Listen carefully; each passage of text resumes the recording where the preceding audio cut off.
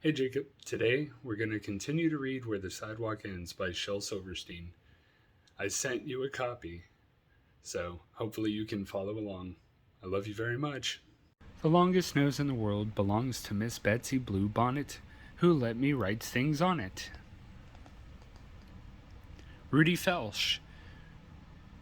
Rudy Felsch knows how to belch better than anyone ever did. Margot says that Rudy Felsch is a nasty, vulgar kid. Someday he will go to hell or jail or Canada. But now, every night I pray that first Rudy Felsch will show me how. Fred. From out of the cold Caribbean into the desert Libyan, there crawled a strange amphibian, and we shall call him Fred. You say, let's call him Ted, or maybe Lou, or Jed, but I want to call him Fred. You like Maurice instead, or Barnaby, or Red, or Lucifer, or Ned? Well, anyway, he's dead. The long-haired boy. There was a boy in our town with long hair, I mean really long hair, and everybody pointed at him, and laughed at him, and made fun of him. And when he walked down the street, people would roar, and stick their tongues out, and make funny faces, and run in and slam their door, and shout at him from the window until he couldn't stand it anymore. So he sat down and cried till his whole body shook, and pretty soon his hair shook too, and it flapped, and he lifted and flew.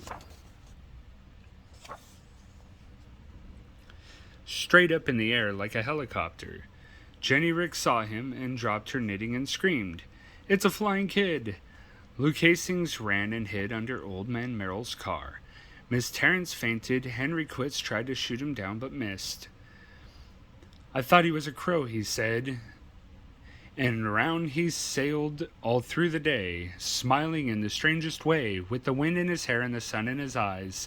We saw him swoop and bank and rise. He brushed the treetops and skimmed the grass on Yerby's lawn and almost crashed right into Hanson's silo, but zoomed up in time and almost hit the courthouse. Old Man Coley bit right through his napkin when he saw a kid flying through the diner door and out the window, tipping the where Smokey was painting. He almost had a heart attack. He clung to a rafter. The kid flew on, us running after, cheering and sweating and screaming hooray. Mayor Lowry shouted, "Hey, come down here, kid. We'd like to say how proud of you we are today." Who ever thought our little town would have a hero in it? So I'd like to proclaim this day, "Hey, kid, will you please come down just for a minute?" But the kid did not come down. He treaded air above the town, sort of crying and looking down at all of us here on the ground. Then up he flew, up into the clouds, flapping and flying so far and high, out past the hills and into the sky, until a tiny speck against the sun was all we could see of him. Then he was gone.